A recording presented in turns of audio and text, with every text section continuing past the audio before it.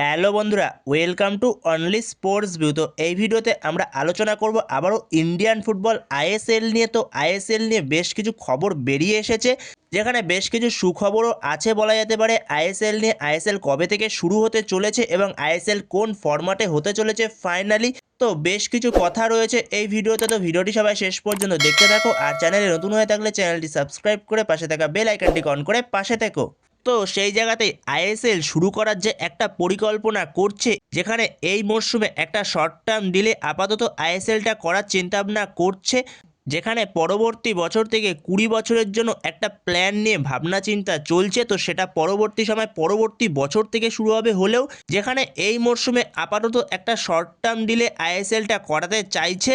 তো সেখানে যেই ফরম্যাটটা বেরিয়ে এসেছে আইএসএল নিয়ে, যেখানে দুটো ভেন্যুতে আইএসএলটা অনুষ্ঠিত করানো হবে এই মরশুমে, যেখানে গোয়া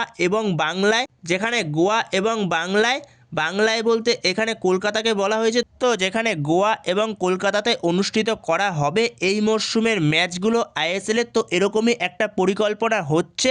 তো এটা এখনও পর্যন্ত অফিসিয়াল হয়নি, তো যেটুকু খবর পাওয়া যাচ্ছে এরকমই পরিকল্পনা হতে চলেছে। এআইএফএফ এবং প্রত্যেকটা ক্লাব মিলিয়ে এরকম পরিকল্পনাতে রাজি হয়েছে, যেখানে আইএসএলে মোট 14টা টিম রয়েছে। তো 14টা টিমকে দুটো গ্রুপে ভাগ করে দেওয়া হবে, যেখানে দুটো গ্রুপ করা হবে, দুটো গ্রুপে 7টা 7টা 14টা টিমকে ভাগ করে দেওয়া হবে, যেখানে দুটো গ্রুপে 7টা করে টিম থাকবে।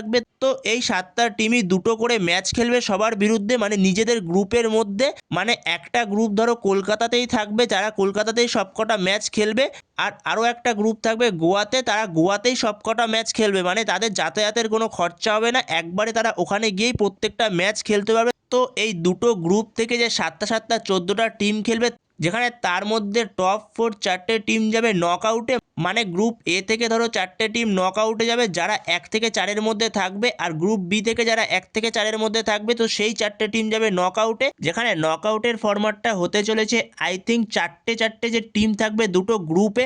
তো সেই দুটো গ্রুপে 4টে টিমের মধ্যে ওপরে যে 1-2-এ যে দুটো টিম থাকবে দুটো গ্রুপেই, তো সেই দুটো টিম ডাইরেক্ট চলে যাবে কোয়ার্টার ফাইনালে। যেখানে নিচে যে 3 এবং 4-এ যে দুটো করে টিম থাকবে, তো সেই দুটো টিমের মধ্যে একটা ম্যাচ হবে। তো সেই ম্যাচের মধ্যে যেই দুটো টিম ম্যাচটা জিতবে, তো তারা চলে যাবে ডাইরেক্ট কোয়ার্টার ফাইনালে। তো সেইখান থেকে কোয়ার্টার ফাইনাল হবে, কোয়ার্টার ফাইনাল থেকে সেমিফাইনাল, তারপরে দেন ফাইনাল। তো এইভাবেই ফরম্যাটটা সাজানো হবে আইএসএল এর এই মরশুমে।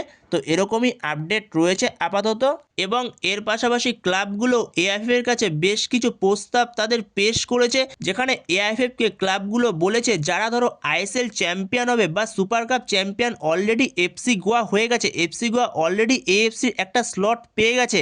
এর পাশাপাশি আরও একটা হলো, যেই টিমটা আইএসএল চ্যাম্পিয়ন হবে, তো সেই টিমটা আরও একটা এএফসি স্লট পাবে। তো সেখানে তারা এএফসিতে খেলতে গেলে কোনো সমস্যা হবে না। তো যেখানে এএফসির কোনো টুর্নামেন্টে কোনো ম্যাচ খেলতে গেলে অন্তত তোমাকে 24টা ম্যাচ খেলতে হবে, যেখানে প্রত্যেকটা টুর্নামেন্ট মিলিয়ে মোট 24টা ম্যাচ খেলতে হবে।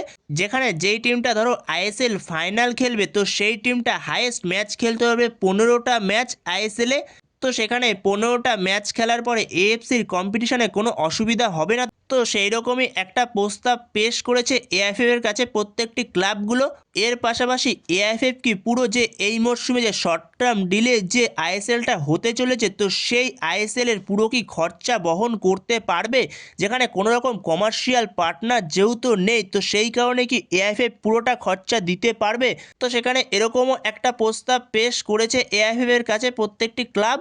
তো এর পাশাপাশি যে পরের বছর থেকে যে আইএসএলটা চালানোর একটা পরিকল্পনা করা হচ্ছে যেই উপায়, তো সেই উপায়ও পুরোপুরি উত্তর চেয়েছে প্রত্যেকটি ক্লাব এআইএফএফ এর কাছে। তো এই উত্তরগুলো এখনও আসেনি, তো সেই কারণে এখনও পর্যন্ত কোনো অফিসিয়াল আপডেটও আসছে না। এবং এএফসি খেলা নিয়ে যে সমস্যার বিষয়টা, তো সেই বিষয়ে এআইএফএফ জানিয়েছে যে এএফসির সঙ্গে এই বিষয়ে কথা বলবে এআইএফএফ। যেখানে এই ক্রাইটেরিয়াগুলো পূর্ণ না করতে পারলে সেটা পুরোপুরি এএফসির ওপর নির্ভর করবে। এএফসি চাইলে ব্যানও করে দিতে পারে, যদি এএফসি চায় যে ইন্ডিয়া থেকে কোনো ক্লাব নেবে না, তো সেক্ষেত্রে এএফসি নাও নিতে পারে। বাট এই বিষয়ে বলেছে এআইএফএফ যে এএফসির সঙ্গে কথা বলবে। তো বন্ধুরা, এই মরশুমে আইএসএল চালু হলে এই ফরম্যাটেই আইএসএলটাকে করা হবে। তো এই শর্ট টাইমের মধ্যে এই ফরম্যাটটা ভালোই লাগছে, প্রত্যেকটা ক্লাব এতে রাজিও হয়েছে। তো তোমাদের এ বিষয়ে কি মতামত অবশ্যই কমেন্ট বক্সে জানিও, তোমাদের ফরম্যাটটা কেমন লাগলো এবং আইএসএল নিয়ে তোমাদের কি মতামত, তো সেটাও অবশ্যই কমেন্ট বক্সে জানিও। তো এই ভিডিওতে এই পর্যন্তই। তো এই ভিডিওতে এই আপডেটগুলো নিয়ে আলোচনা করার ছিল। তো ভিডিওটি ভালো লাগলে অবশ্যই লাইক শেয়ার সাবস্ক্রাইব করতে ভুলো না। তো নেক্সট ভিডিওতে দেখা হচ্ছে, ততক্ষণের জন্য বাই বাই।